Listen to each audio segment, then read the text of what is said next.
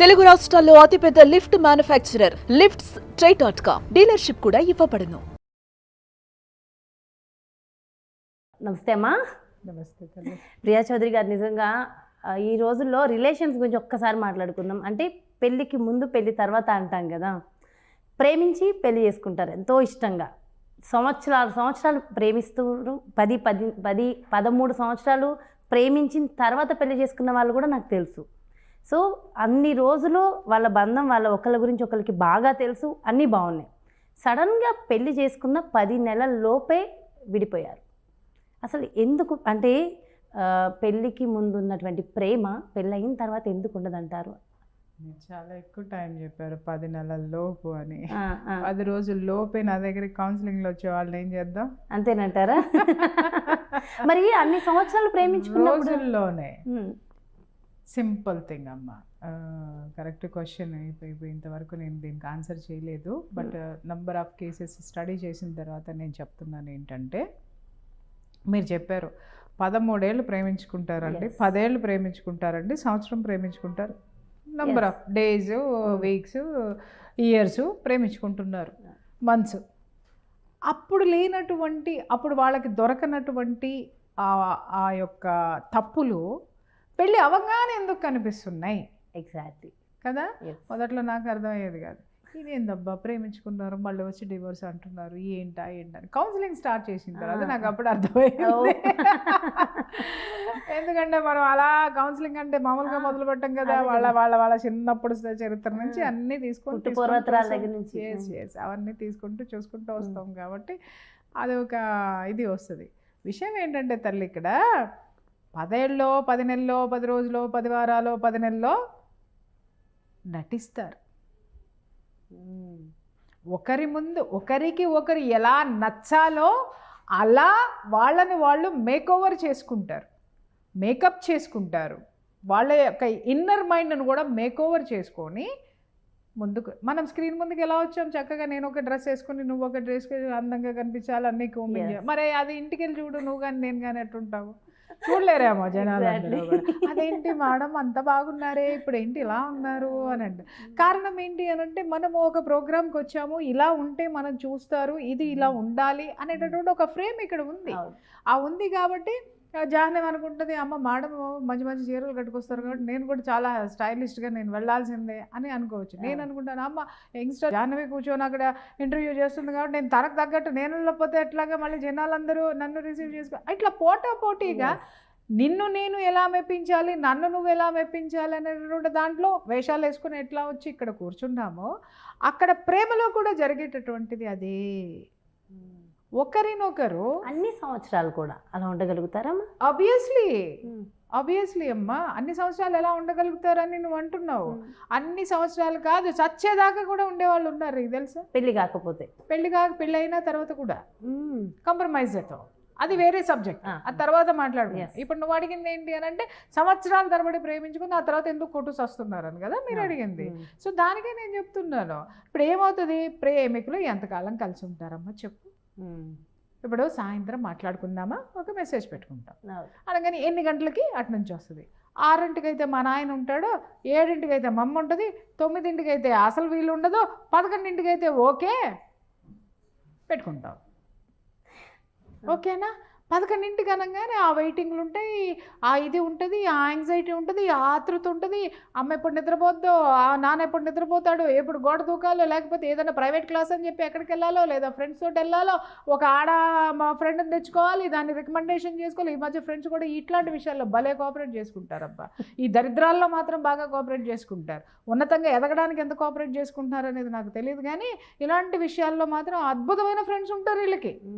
Okay, వీళ్ళు cooperate చేస్తారు. ఆ యాంగ్జైటీ ఉంటుంది కదా, 11ంటికి వాళ్ళు కలుసుకుంటారు, ఎక్కడో ఒక చోట బయటకు వచ్చు, ఐస్ క్రీమ్ తినడానికని వచ్చి ఇంకో చోటుకు వచ్చు. ఎంతసేపు కలుసుకుంటారు? ఒక ½ అన్ అవర్ లేదా ఒక 1 అవర్. ఆ 1 అవర్, ½ అన్ అవర్లో వాళ్ళ మనసులో ఏమున్నాయో పనిచేసుకోవాలి తొందరగా, వాళ్ళ శరీరానికి ఏమున్నాయో అవన్నీ పనిచేసుకోవాలి అర్జెంటుగా. అయిపోయింది, టకటక ఇంటికి వెనక్కి తిరిగి పరిగెట్టుకుని వచ్చేస్తారు. ఒకళ్ళనొకళ్ళు తరిచి చూసుకునేటటువంటి అవకాశం ఎక్కడుంది? ఆ యాంగ్జైటీ వాళ్ళల్లో ఉన్నటువంటి ఇన్నర్ని షేర్ చేసుకోవడమో, లేకపోతే వాళ్ళల్లో వాళ్ళకి సెక్షువల్ వాంటింగ్స్ని తీర్చుకోవడం కోసమో దీనికి మాత్రమే ఉపయోగపడతాయి. కానీ ఇద్దరు ప్రేమికులు కలిసి మీ సంసారాన్ని ఎలా చూసుకుందామో, మీ తల్లిదండ్రులను ఎలా గౌరవిద్దామో, మనం జీవితంలో ఏమవుదామో, సరే నువ్వు ఇది చదువుకుంటున్నావు నేను కోఆపరేట్ చేస్తాను, ఇలాంటి సంఘటనలు మనకి 1%, 1.5% మాత్రమే కనిపిస్తాయి మనకి. మిగిలినన్నీ కూడా ప్రేమ అనేటటువంటి పేరు పెట్టి LUST లస్ట్ అంటే కామము, కోరిక మాత్రమే ఉంటుంది. ఇద్దరు అపోజిట్ జెండర్స్ మధ్య ఉండేది ఆకర్షణ అంటావా కాదా? షూటింగ్కి 2ంటికి రమ్మన్నావు, జాహ్నవి ఏంటి సంగతి, 2ంటికి వచ్చినా 5 అయింది, ఏం తమాషాగా ఉందా, ఏంటమ్మా ఇది అనేసి అని అన్నాను అనుకో, మేడం ఒక 2 నిమిషాలు ఉండండి అని, ఈవిడేమో వచ్చింది కదా సాగు కొట్టి చెవులు మూస్తుంది, ఏమయ్యా కొంచెం అన్నా కాస్త ఆవిడకి ప్లేస్ ఇవ్వండి అని అనుకుంటాం. అదే కనుక మేల్ పర్సన్ వచ్చాడు అనుకుందాం, ఏంటమ్మా 2ంటికి రమ్మన్నామన్నా, నాలాగా అడగడైనా, ఏంటమ్మా 2ంటికి అన్నావా, 5 అయిపోయింది నేను వెళ్తానమ్మా, సార్ ప్లీజ్ ఉండండి సార్, ఉండండి సార్, ఒక్క 2 నిమిషాల్లో అయిపోతుంది సార్. ఉంటుందా ఈ వేరియేషను? ఎందుకు? అపోజిట్ జెండర్ మధ్య ఆ టెండర్నెస్ అనేది, ఒక ఆకర్షణ అనేది ఉంటుంది. ఆకర్షణ అంటే అది చెడు ఆకర్షణ కాదు, అది ప్రకృతి సహజం. మనలో ఉన్నటువంటి ఆ కోపతాపాలు కూడా సర్రం దిగిపోతాయి. అందుకే చూడండి, రిసెప్షన్లో ఆడవాళ్ళు ఎందుకుంటారు, యాంకర్స్గా ఆడాళ్ళే ఎందుకుంటారు? పెద్ద పెద్ద కంపెనీస్లో కొన్ని ఎస్పెషల్లీ కొన్ని ఎక్స్క్లూజివ్ దాంట్లో సీఈఓలుగా ఆడవాళ్ళే ఎందుకుంటారు అని అంటే, వాళ్ళు ఆ ఎదురు వచ్చేటటువంటి ఆ ఎనర్జీని ఆపగలిగేటటువంటి శక్తి, ఒక ఆకర్షణ శక్తి ఆడదానిలో ఉంది. ఆ అద్భుతమైన ఆది పరాశక్తికి ఉన్నటువంటి శక్తి ఉంది, అలాగే ప్రేమమయమైనటువంటి ప్రేమశక్తి ఉంది. అన్నీ కలిపితే ఒక ఆడది అది ఎప్పుడు తీయాలో అది తీస్తూ ఉంటుందన్నమాట. ఓకే, అలాగే మగవాడు ఉన్నాడు, వాడికి ఏంటి అని అంటే వాడిలో ఉండే అద్భుత గుణాలు ఉన్నాయి. ఒక సంరక్షకుడుగా, ఒక రక్షకుడుగా, అలాగే ఒక మేధావిగా చాలా ఉన్నాయి. బట్ ఇక్కడ ఏమవుతుంది అని అంటే, ఒక పెద్ద ఆయన నా సీనియర్ అనుకున్నప్పుడు ఒక గురువు నేపథ్యంలో నీ బ్రెయిన్ ఫిక్స్ అయిపోయి ఉంటుంది. అరే జాహ్నవి నన్ను ఇంటర్వ్యూ చేస్తుందంటే నా స్టూడెంట్, ఒక చిన్నపిల్ల అనేటటువంటిది, యాంకర్ అనేటటువంటిది మైండ్లో ఉంటుంది. ఇక్కడ ఏమవుతుంది, దృక్పథాలు వేరు, ఆలోచన దృక్పథం వేరు. కానీ నువ్వు నాకు నచ్చావు, నేను నీకు నచ్చాను, నువ్వు బాగున్నావా, ఏదో ఉంటాయి కదా మెసేజ్లు, ఏందో నాకు తెలియదు అబ్బా, ఇప్పుడు చదవలేదు నేను, అట్లాంటివన్నీ టింగ్ టింగ్ టింగ్ టింగ్ టింగ్ టింగ్ మన వెళ్ళిపోతూ ఉంటాయి కదా. ఎందుకంటే చూస్తూ ఉంటాను, ఎయిర్పోర్ట్కి వెళ్ళి ఇవే జరుగుతూ ఉంటాయి, బస్సులో కూర్చున్నా ఇవే జరుగుతూ ఉంటాయి, ఏడపోయినా ఇవే జరుగుతూ ఉంటాయి. ఆ లవ్ సింబల్స్ ఇట్లా అనుకుని, నేను మొన్నటి వరకు తెలియదు ఇలా పెడితే లవ్ సింబల్ అని చెప్పేసి. అంటే ఎంత అందంగా ఉన్నాయి చూడండి, అదే అవన్నీ కూడా ఇవన్నీ నడుస్తూ ఉంటాయి. వీళ్ళు వాట్సాప్లు పంపించుకునేటటువంటి దీంట్లో ఈమోజీలు పంపించుకుంటూ డ్రామోజీలు అవుతున్నారు. వీళ్ళు డ్రామాలు నడిపిస్తున్నారు. అంటే వాడు ఇలా పంపించాడు అనగా నేను ఇంకేం పంపించాలో, అలాగే వాడు మంచి షర్ట్ వేసుకుని వచ్చాడంటే నేను ఇంకెంత అందమైన డ్రెస్ వేసుకుని రావాలో, వాడు ఏదో నాకు ఒక గిఫ్ట్ ఇచ్చాడంటే నేనే వాడికి మించిన గిఫ్ట్ ఇవ్వాలో. దేనికి ఇవన్నీ ఇచ్చి పుచ్చుకుంటున్నాం చెప్పండి? ప్రేమను పొందుతున్నాం అనుకుంటాం. ప్రేమ అంటే ఏంటి? ప్రేమలో అసలు ఇవన్నీ ఎందుకు నాకు అర్థం కాక అడుగుతాను. మీకు ఒక సినిమా గురించి చెప్పాలి. ఆ సినిమా పేరు 420 అనుకుంటా, రాజ్ కుమార్. ఓకే, ప్యార్ హువా ఇత్రార్ హువా హే. ఆ పాటలో, ఆ పాట ఎందుకు పడుతుంది అని అంటే, హీరో హీరోయిన్ని ప్రేమిస్తాడు కానీ ఎక్కడ ఐ లవ్ యూ చెప్పుకోరు. అక్కడ వచ్చి కూర్చొని, అక్కడ వర్షం పడుతూ ఉంటే ఇద్దరు హీరోయిన్లు గొడుగు పట్టుకొని, అమ్మాయి కూర్చొని ఉంటే గొడుగు పట్టుకొని హీరో వస్తాడు, కూర్చుని ఉంటాడు. కూర్చున్న తర్వాత ఏదో మాట్లాడుకుంటూ భలే తమాషాగా ఉంటుంది సంభాషణ కూడా. రేపు పొద్దున మన ఇద్దరికి పిల్లలు పుడితే ఏం పేరు పెట్టాలనో ఏదో ఇలాంటి సంభాషణ వస్తే అప్పుడు అమ్మాయి అర్థం చేసుకుంటుంది అనమాట, ఇతను నన్ను ప్రేమిస్తున్నాడు, పెళ్లి చేసుకోవాలని. ఈ అమ్మాయి కూడా చాలా చమత్కారంగా ఒక ఆన్సర్ చెప్తుంది. ఇప్పటిలాగా ఈ దిక్కుమాలినటువంటి గొంతులు చించేసుకొని పాటలు పాడతారు, లేకపోతే ఏంటి బ్రేకప్ అయిపోయింది అని ఒక పాట, బ్రేకప్ అయిపోయినా పార్టీలు అంట, బ్రేకప్ పార్టీలు అంటే ఇప్పుడు ఒకటి వచ్చింది. ఈ దిక్కుమాలిన కల్చర్ని ఏమనాలి? ప్రేమ అనేది ఎప్పుడు ఐ లవ్ యూ చెప్పదు బేటా, తెలుసా నీకు? చెప్పద్దు. నిజంగా భార్యాభర్తల మధ్య, ప్రేమ ఉన్న భార్యాభర్తల మధ్య ఎంతమంది ఐ లవ్ యూలు చెప్పుకున్నారో కింద కామెంట్ పెట్టమని చెప్పండి. కానీ అద్భుతమైన ప్రేమ వాళ్ళల్లో ఉంటుంది. ప్రేమ అనేది ఇచ్చిపుచ్చుకోవడం అనేది వాళ్ళ చర్యల ద్వారా, ఈ ఇచ్చిపుచ్చుకోవడం అనేది దాంట్లో ఉంటుంది తప్ప ఏమిచ్చావు, ఏం చేసావు అని క్వశ్చన్స్లో ఉండదు. ప్రేమికుల మధ్య ఉండేది ఏంటంటే, నేను నీకు గిఫ్ట్ ఇచ్చాను రా, నువ్వు నాకేమి ఇవ్వవా అనగానే, ఏమిస్తా, నువ్వు రా, అక్కడికి తీసుకెళ్తారా అంటాడు. లేదనుకో, సరే నువ్వు వచ్చేయి, నీకేం కావాలో ఇస్తా. ఏంటిది? Is it call love?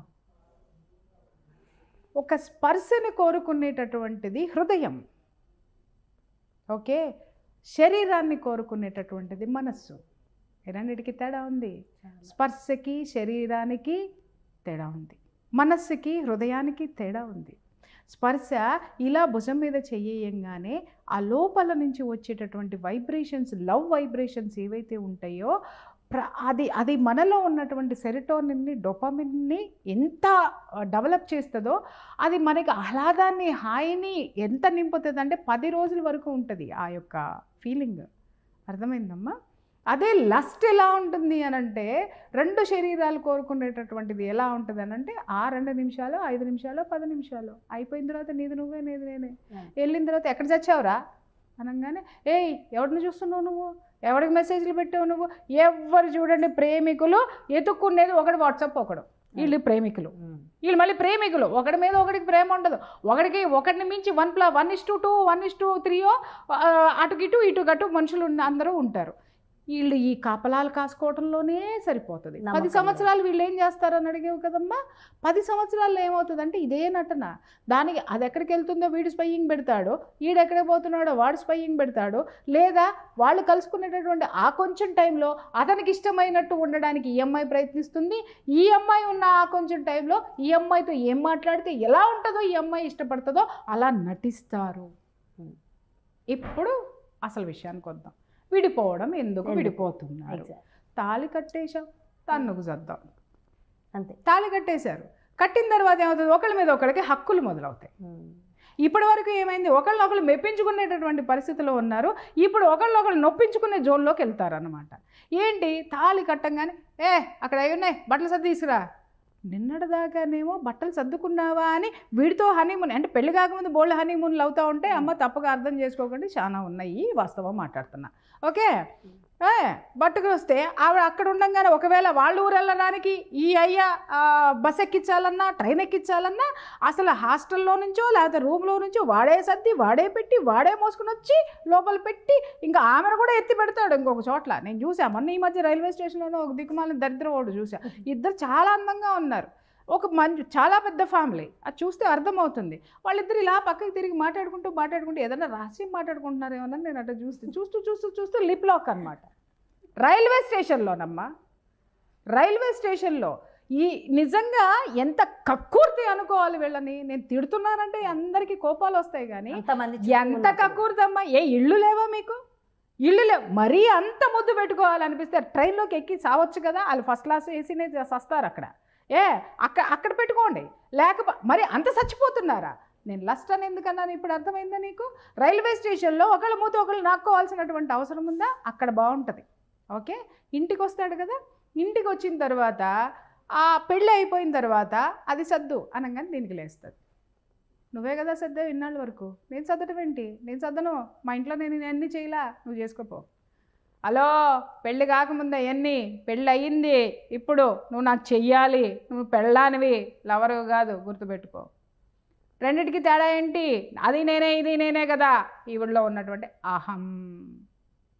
అంతకుముందు ఏం పని చేసినాయి? డ్రామా. ఎందుకు పని చేశాయి? లస్ట్. వాడు తనకి కావాలి, ఈమె ఆయనకి కావాలి, ఆ 2 శరీరాల కలయిక కావాలి. ఎప్పుడైతే పెళ్ళైపోద్దా, హనీమూన్ అయిపోతుంది. 10 రోజులో, 15 రోజులో, నెల రోజులో ఆ శరీరాలకు సంబంధించినటువంటి ఆ వాంటింగ్స్ అన్నీ, ఆ కోరికలు అన్నీ తీరిపోతాయి. ఎందుకంటే ఇప్పుడు లైసెన్స్ వచ్చేస్తుంది కాబట్టి వాళ్ళకి ఏ విధమైనటువంటి ఇన్హిబిషన్స్ ఉండో, ఎవరు అబ్జెక్ట్ చేయరు కాబట్టి ఆ నెల, 2 నెలల, సంవత్సరమో, 2 సంవత్సరాలు వాళ్ళ మధ్య ఉన్నటువంటి ఆ కోరికలు మొత్తం తీరిపోతాయి. శరీరానికి సంబంధించినవి. ఇక్కడ బాధ్యతలు మొదలవుతాయి. ఆ బాధ్యతలు తీసుకోవడానికి ఒకళ్ళు తక్కెడలాగా అయిపోతారనమాట. అర్థమైందమ్మా? ఒకళ్ళేమో బాధ్యతతో ఉంటే ఇంకొకళ్ళు బాధ్యత లేని వాళ్ళు అవుతారు. లేదు, ఒకళ్ళు దిగుదామా అనంటే ఇంకొకళ్ళు ఎక్కుతారు. తాసు తూగదు. ఎందుకు తూగదు? అహం. పెళ్ళికి ముందు ఏం మాట్లాడుకున్నారు? అరే నువ్వు ఇలా ఉంటే నేను కాళ్ళు ఒత్తుతాను రా, నీకు ఏం పర్వాలేదు, నేనున్నాను కదా, నేను చూసుకుంటాను కదా అని ఎన్నో భాషలు చేసినటువంటి ప్రియుడు పెళ్ళవగానే కవి బట్రా, మా అమ్మ చెప్పినట్టినో, మా నాన్న చెప్పినట్టినో, ఈమె పెళ్లికి ముందు చాలా విశాలమైనటువంటి హృదయంలో పక్క తనొక్కటే పరుచుకుని పడుకొని ఉంది. ఇప్పుడు ఇంటికి వచ్చేసరికి ఇంటికి వచ్చిన తర్వాత అర్థమైంది ఆ పరుపును తండ్రి పంచుకోవాలి, తల్లి పంచుకోవాలి, ఆ అక్క చెల్లెళ్ళు పంచుకోవాలి, తమ్ముళ్ళు పంచుకోవాలి, అందరూ పంచుకోవాలి. బయటకు వస్తే అవన్నీ ఖాళీ చేసి ఒక్క పరుపు ఆమె కోసమే తెచ్చాడు. బట్ ఇంటికి వెళ్ళిన తర్వాత దాంట్లో అందరూ కాళ్ళు చెప్పుకోవాలంటే ఎట్లా కుదురుతుంది?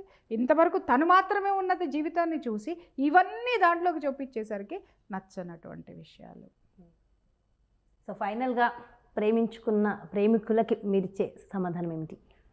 ప్రేమించుకోండి అని చెప్తున్నానమ్మా, పెళ్లి అంతేగాని చేసుకోవద్దంటారా? అబ్బేబే ప్రేమించుకుంటే దాంతోపాటు బాధ్యతలు అనేవి ఉంటాయి అనేది అర్థమవుతుంది. Yes. మీరు ప్రేమించుకునే మనుషులు కాదు, ఎంతసేపు ఏంటంటే తామ ఒంటి కోరికలు తీర్చుకోవడానికి పెళ్ళనే లైసెన్స్ని తీసేసుకుందాం అనేటటువంటి తాపత్రయంలో వీళ్ళు ఉంటారు తప్ప, ఎప్పుడైతే ఆ శరీరానికి సంబంధించినటువంటి కోరికలన్నీ తీరిపోతాయో అప్పుడు అసలు స్వరూపాలు ఒకళ్ళనొకళ్ళు చూసుకుంటారు. అప్పుడు ఒకళ్ళ మైనస్లో ఒకళ్ళకి అర్థమయ్యి అప్పుడు రోడ్డు మీద పడుతున్నారు.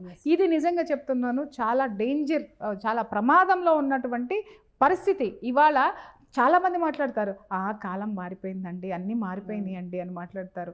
నిజమే, మరి మనం కూడా మారిపోదాం, గొడ్లోడు తీసుకుని రోడ్డు మీద ఆదిమానవుల్లాగా తిరుగుదామా?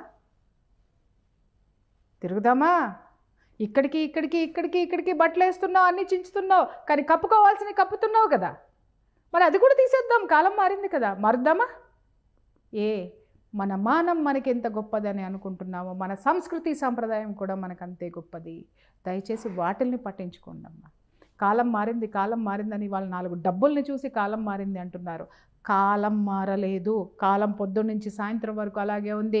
సూర్యుడు ఉదయిస్తున్నాడు, అస్తమిస్తున్నాడు, పౌర్ణమి వస్తుంది, అమావాస్య వస్తుంది, అన్నీ అలాగే ఉన్నాయి, ఏదీ మారలేదు. మారింది నీ దృక్పథం. ఫస్ట్ దాన్ని మార్చు.